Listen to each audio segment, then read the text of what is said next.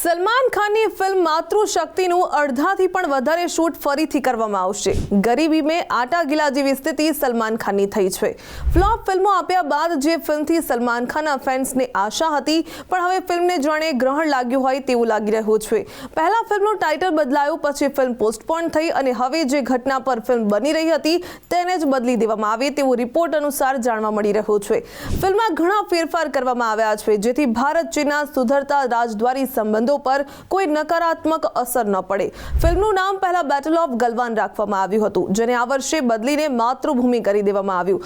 આ ફિલ્મ 2020માં ભારત અને ચીન વચ્ચે થયેલા સંઘર્ષ પર આધારિત હતી। તાજેતરમાં બંને દેશોના સંબંધો સુધર્યા છે, તેથી રક્ષા મંત્રાલયને ફિલ્મના કન્ટેન્ટને લઈને કેટલીક આપત્તિ હતી। મંત્રાલયના નિર્દેશ અનુસાર ફિલ્મમાં ચીનનું નામ લેવામાં નહીં આવે। રક્ષા મંત્રાલયના કહેવા પર સલમાન ખાન અને ડિરેક્ટર અપૂર્વ લાખિયાએ ફિલ્મને 40% પણ વધુ ફરીથી શૂટ કરી અને વાર્તામાં થોડો ફિક્શન એંગલ ઉમેર્યો છે, જેમાં રોમેન્ટિક સીન અને બેક સ્ટોરી પણ ઉમેરવામાં આવી।